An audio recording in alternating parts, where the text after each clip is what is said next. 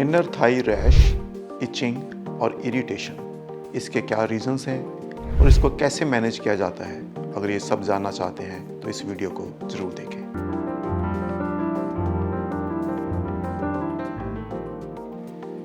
मेरा नाम doctor BK Garg है। मैं प्लास्टिक और कॉस्मेटिक सर्जन हूँ। पिछले 15 साल से दिल्ली और गुरुग्राम के अंदर प्रैक्टिस कर रहा हूँ। दोस्तों, आज के इस वीडियो में हम बात करेंगे इनर थाई एरिया में रैश होने का, इरिटेशन होने का या उसके अंदर बर्निंग सेंसेशन या ऐसी किसी भी प्रॉब्लम के मेन रीजंस क्या रहते हैं और इसके लिए आपको क्या करना चाहिए। इनर थाई रैश बेहद कॉमन कंडीशन है, पर्टिकुलरली यंग मेल्स और यंग वीमेन के अंदर ये काफ़ी कॉमन रहता है। जब पर्टिकुलरली आप पोस्ट पुबर्टी टीनेज ईयर्स में आते हैं तो इस एरिया को लेके एक प्राइवेसी कंसर्न होता है और एक हेजिटेशन रहती है। इसके बारे में जनरली आप डॉक्टर्स के पास जाने से बचना चाहते हैं या अपने पेरेंट्स के साथ या जनरली इसके बारे में ज़्यादा बात नहीं करना चाहते। मैंने देखा है अपनी प्रैक्टिस में कि बहुत सारे लोग आप में से ड्रग स्टोर से कुछ क्रीम्स या ऑनलाइन कुछ क्रीम्स को यूज़ करके इसको ट्रीट करने की कोशिश करते हैं और कई हफ्तों या महीनों तक ये रैश पूरी तरह से ठीक नहीं हो पाते।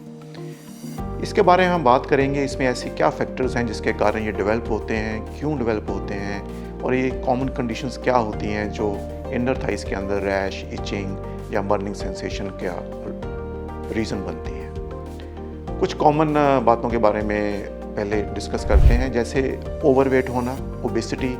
ये कॉमन रीज़न है जब आपकी इनर थाई में रैश डेवलप होता है। ये आपके दोनों थाइस के आपस में कॉन्टीन्यूस रबिंग के कारण डेवलप होता है। वेट लूज़ करने से इस कंडीशन में हेल्प मिलती है।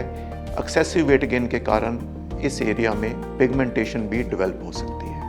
अगर इस एरिया में डार्कनेस डेवलप हो रही है, उसका मेन रीज़न जनरली फ्रिक्शन रहता है।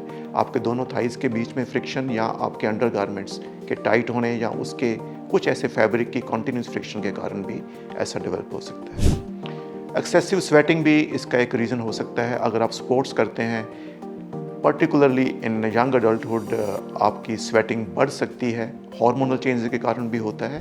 ऐसी कंडीशन में आपको अपने इनर थाई या ग्रोइन एरिया में हाइजीन का स्पेशल ध्यान रखना चाहिए। तीसरा बड़ा कारण है पुअर क्लीनिंग या रॉन्ग यूज़ ऑफ शॉवर्स और wrong use of shower gels.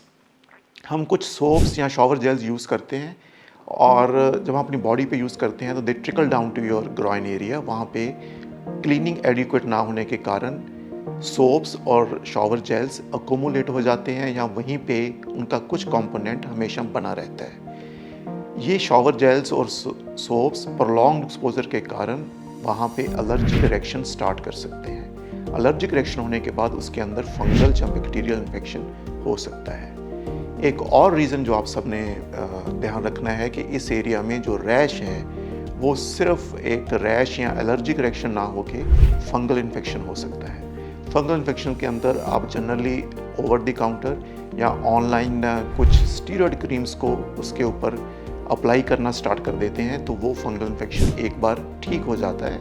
उससे आप उसकी इचिंग और इरिटेशन से आपको रिलीफ मिलता है, लेकिन वो कभी भी पूरी तरह ठीक नहीं होता। सो अगर इस एरिया के अंदर आपके हाइजीन इम्प्रूव करने से, आपकी हैबिट्स को चेंज करने से, वेट लूज़ करने से, या कुछ ऐसा रैश है जो कई हफ्तों तक बना हुआ है, तो उसके लिए आपको अपने डॉक्टर से मिलना बेहद ज़रूरी है। आपके लिए ये जानना भी ज़रूरी है कि ये रैशेस जब एक बार डेवलप हो जाते हैं तो इनको पूरी तरह ठीक करने में कई हफ्तों का समय भी लग सकता है।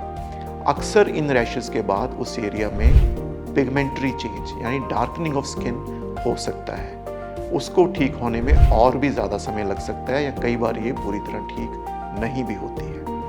अभी हम एक और बात करेंगे इस एरिया के अंदर इन्फेक्शंस या इरिटेशन या बर्निंग सेंसेशन के और लोकल रीजंस के बिना और क्या रीजंस हो सकते हैं। अगर किसी को डायबिटीज़ है तो कई बार इस एरिया के अंदर फॉलिकुलाइटिस होने के चांसेस काफ़ी ज़्यादा होते हैं, पर्टिकुलरली इन मैन। उस एरिया में कुछ बालों की रूट के अंदर इन्फेक्शन होने का चांस होता है जो कई बार डायबिटीज़ का प्रेजेंटिंग साइन हो सकता है। कई बार आपके शेव करने से इस एरिया के अंदर भी इन्फेक्शन हो सकता है, क्योंकि ये एरिया मॉइस्ट रहता है और इसमें ड्राइनेस कम होती है।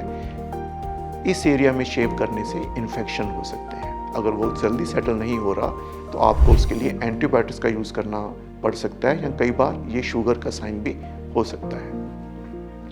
इसके अलावा आपके कुछ गारमेंट्स भी कई बार एलर्जिक रिएक्शन दे सकते हैं, पर्टिकुलरली अगर आप टाइट अंडरगारमेंट्स पहनते हैं जो ब्रीदेबल नहीं है, जो एब्जॉर्बिंग नहीं है, उस केस में एक्सेसिव स्वेटिंग या मॉइस्चर बने रहने के कारण फंगल इन्फेक्शंस होना, उसके अंदर चैफिंग डेवलप होना, उसके अंदर एक बर्निंग सेंसेशन डेवलप होना या सुपरफिशियल इंजरीज हो जाना, जिसके अब्रेजन जैसी अपीयरेंस होना, ये काफ़ी कॉमन है। उसके बाद उस एरिया को ड्राई रखना ज़रूरी है, नहाने के बाद अच्छे से ड्राई करें और कॉटन के ही अंडरगारमेंट्स पहनें।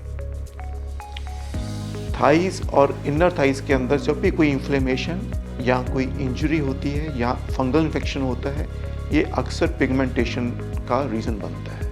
कई बार ये सारी प्रॉब्लम्स के ठीक होने के बाद आप पिगमेंटेशन को ट्रीट करने के लिए फर्दर केमिकल्स या क्रीम्स को यूज़ करना स्टार्ट कर देते हैं। ये जानना ज़रूरी है कि पर्टिकुलरली स्टीरॉयड क्रीम्स अगर आप इन एरियाज़ में अप्लाई करते हैं, उससे शायद एक बार आपको पिगमेंटेशन में इम्प्रूवमेंट दिखाई देता है, लेकिन प्रोलॉन्ग यूज़ करने से स्टीरॉयड क्रीम का उस एरिया की स्किन थिन हो जाती है, उसके अंदर स्ट्रेच मार्क्स भी डेवलप हो सकते हैं which are almost impossible to treat.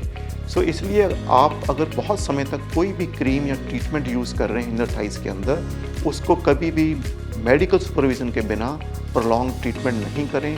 अगर रूटीन रेमेडी से, आपकी रूटीन लाइफस्टाइल चेंज से ये चीज़ें बेटर नहीं हो रही, तो आप अपने डॉक्टर से ज़रूर मिलें। इनर थाइज़ के अंदर बर्निंग सेंसेशन, रैश या इरिटेशन एक सीरियस प्रॉब्लम भी हो सकती है, इसलिए इसको इग्नोर नहीं करें। अगर ये अपने आप सेटल नहीं हो रहा तो आप अपने डॉक्टर से मिलें। इसके regarding if you have any other question, please feel free to get back to us. Thank you very much.